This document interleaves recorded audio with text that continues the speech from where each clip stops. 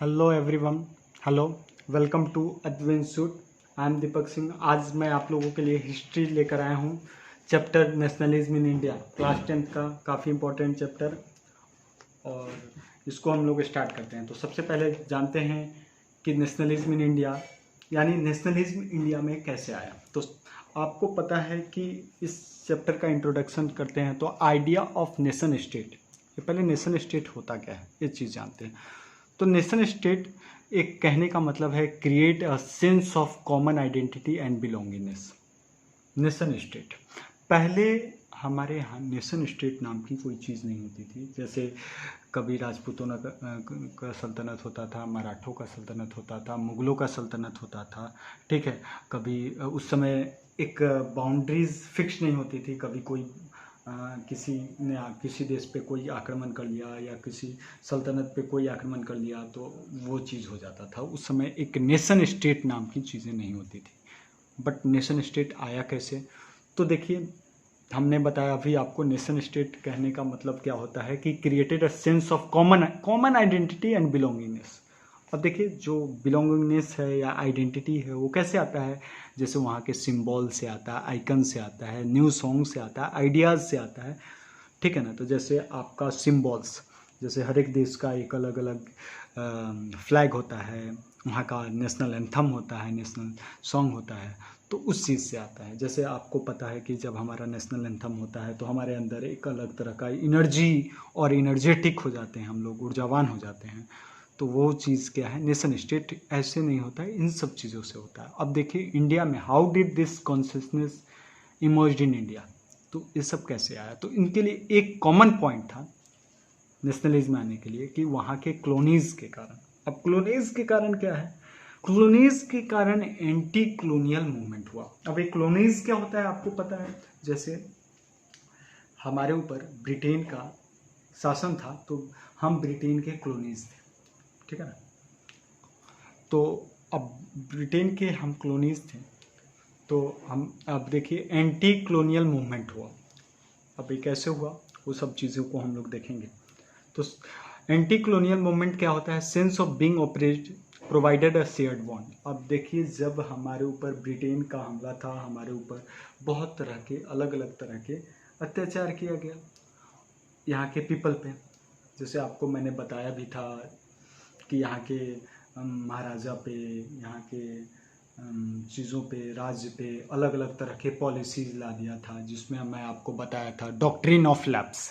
आपको comment box में ये करना है कि डॉक्ट्रिन ऑफ लैप्स किस गवर्नर जनरल ने इंडिया पे इसको इम्पोज किया था, ठीक है ना। आपको पता है डॉक्ट्रिन ऑफ लैप्स में ये था, उसको मैं सिंपल मायने में बोलूँ तो राज्य हड़प नीति। वो क्या था राज्य हड़प नीति?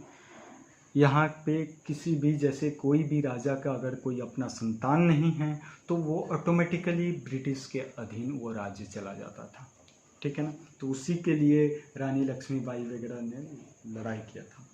तो ये चीज़ें आपको डिटेल हम लोग 1857 वाले वर्ल्ड वॉर 1857 वॉर में हम लोग पढ़ेंगे। बट अभी के लिए जान रहे हैं ये चीज़ें नेशनलिज्म इन इंडिया। तो चलिए, तो जब हर एक लोगों को, जैसे फार्मर को, मजदूरों को एक अलग अलग तरह से ट्रीट किया जा रहा था, किसके द्वारा?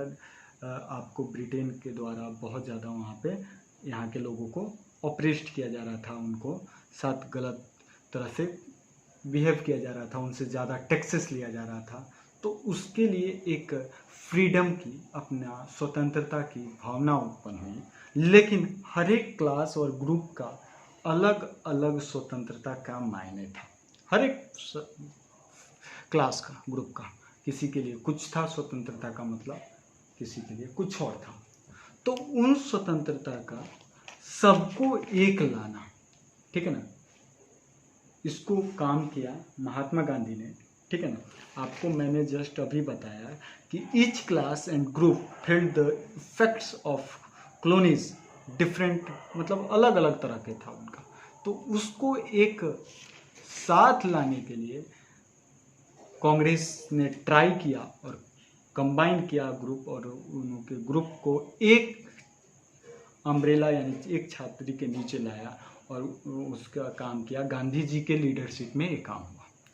तो हम लोग अब ये चीज़ हम लोग ये इंट्रोडक्टरी पार्ट था नेशनलिज्म इन इंडिया का। तो स्टार्ट करते हैं कि first world war and nationalism का क्या रिलेशन है।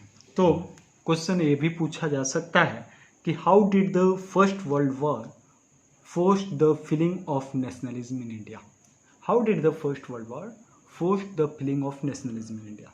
तो फर्स्ट वर्ल्ड वॉर आपको पता है 1914 से 1918 तक हुआ था, और वो हमारे देश पे, देखिए वर्ल्ड वॉर हुआ ब्रिटेन का जर्मनी से हुआ और बहुत सारे देश उसमें थे। तो इंडिया पे उसका इफेक्ट कैसे पड़ गया, ये चीज़ क्वेश्चन में पूछा गया है।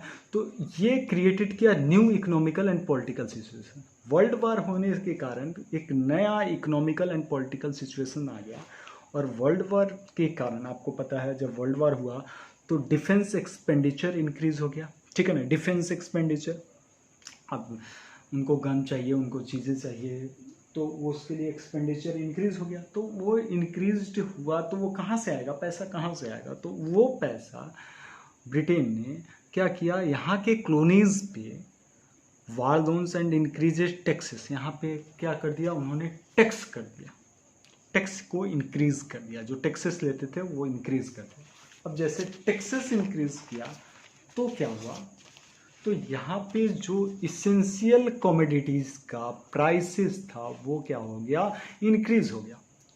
आपको पता है कि जैसे मैंने मान लीजिए कोई चीज़ मैं 20 रुपये में ख़रीद रहा हूँ और अचानक उस पर टैक्सेस ज़्यादा लग गया, वो चीज़ें डबल हो गया, लगभग इतना प्राइस हो गया कि वो डबलिंग हो गया। टैक्स इंक्रीज करने से जो इसेंशियल कमोडिटीज़ था वो इंक्रीज कर गया और प्राइसेस क्या हो गया, डबलिंग हो गया, ठीक है ना। कब से कब तक, 1913 से 1918 के बीच में प्राइसेस डबल हो गया। तो जिसके कारण एक्सट्रीम हार्डशिप हो गया कॉमन पीपल के लिए। कॉमन पीपल के लिए ये चीज़ें बहुत ज़्यादा प्रॉब्लम हो गया। तो ठीक है, तो अब क्या हुआ, supply for soldier for war. अब आपको पता है कि अब देखिए सिर्फ ये तो चीज़ें हो गई कि हमारे कॉमन पीपल के लिए बहुत बुरा हो गया। अब जब वॉर हो रहा था तो वहाँ सोल्जर्स की भी ज़रूरत थी। तो सोल्जर्स की ज़रूरत थी, तो ऐसे ही ब्रिटेन में पॉपुलेशन कम है, तो उन्होंने क्या किया, देखा कि भाई इंडिया तो इनके कॉलोनीज थे, तो इंडिया में पॉपुलेशन भी ज़्यादा है, तो उन्होंने क्या किया, वहाँ पे रिक्रूट करने लगे। और रिक्रूट करे तो वो भी चलेगा, लेकिन फोर्सफुली रिक्रूटमेंट करने लगे। अब फोर्सफुली यहाँ के लोग, अब भाई लड़ाई आपका, तो यहाँ पे के लोग क्यों लड़ने जाएं उसको, उस चीज़ को, मेरा क्या जाता है। तो क्यों चीज़ होनी चाहिए ना कि भाई मैं क्यों लड़ूँ उनसे, ठीक है ना। तो ये चीज़ है, तो वहाँ पे वो जब नहीं जा रहे थे तो उनको फोर्सफुली रिक्रूटमेंट किया गया। अब जिसके कारण जब फोर्सफुली रिक्रूटमेंट करने लगा तो जिसके कारण क्या हो गया, एक पूरे देश में एक एंगर वाली भावना बढ़ गई, ठीक है ना। उससे वाली भावना बढ़ गई, किसके खिलाफ, अंग्रेज़ों के खिलाफ। अब देखिए ये सारी चीज़ें होने के बाद एक और चीज़ हो गया उसी टाइम में, उस समय प्रकृति भी साथ नहीं दे रही थी। उस समय क्या हुआ, क्रॉप का फेलियर हो गया, क्रॉप फेलियर हो गया, जिसके कारण क्या हो गया, शॉर्टेज ऑफ फूड हो गया। और एक और प्रॉब्लम हो गया, इन्फ्लुएंजा एपिडेमिक हो गया और फेमिनिज, ठीक है ना। कहने का मतलब क्या है, फेमिन्स, इन्फ्लुएंजा एपिडेमिक होने के कारण लगभग उस समय 12 से 13 मिलियन पीपल डाइड हुए, ठीक है ना। यानी वहाँ पे महामारी आ गई, जैसे आज के डेट में कोरोना वायरस आया हुआ है, महामारी कोरोना का, ठीक है ना, कोविड-19। तो उसके कारण अभी उस समय क्या आया था, इन्फ्लुएंजा एपिडेमिक आया था, जिसके कारण लगभग 12 से 13 पीपल डाइड हो गए, 12 से 13 मिलियन पीपल डाइड हो गए।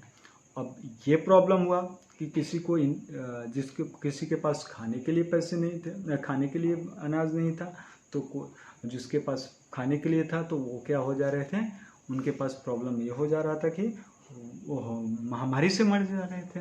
और दूसरी चीज़, जब शॉर्टेज ऑफ फूड हुआ था, और शॉर्टेज ऑफ फूड होने के कारण ब्रिटेन वाले जब वहाँ कोई ज़रूरत, वो लोग क्या कर दिए, यहाँ तो एक तो पैसे, यहाँ पे फूड की कमी थी, और वो क्या कर दिया, diversion of food grains towards Europe. Britain वालों ने यानी ब्रिटिश ने क्या कर दिया, सारे के सारे फूड ग्रेन्स को किधर की तरफ शिफ्ट कर दिया, अपने ब्रिटेन यानी यूरोप की तरफ शिफ्ट कर दिया। ये चीज़ हुआ। अब इन सब के कारण अब क्या हुआ, इमर्जेंस ऑफ न्यू लीडर, इन सब चीज़ों के कारण emergence of new leader with new mode of struggle start हुआ, यानी सारे चीज़ होने के कारण एक नया तरह का स्ट्रगल स्टार्ट हुआ और वही आपका नेशनलिज्म का रूप लिया। तो आपको बताना है कि महात्मा गांधी आए, अब उन्हीं के बारे में पढ़ना है कि ये सत्याग्रह। तो महात्मा गांधी जो इंडिया में आए, तो महात्मा गांधी इंडिया में कब आए थे, सबसे पहले आपको कमेंट बॉक्स में ये बताना है। और दूसरा चीज़, उन्होंने सबसे पहला सत्याग्रह आंदोलन कहाँ से स्टार्ट किया था और कब किया था, ये चीज़ आपको कमेंट बॉक्स में करना है, ठीक है।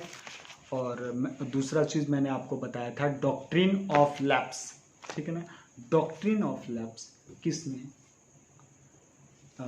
किस गवर्नर जनरल ने इसको पास कराया था, मतलब इसको इंडिया के ऊपर इम्पोज किया था।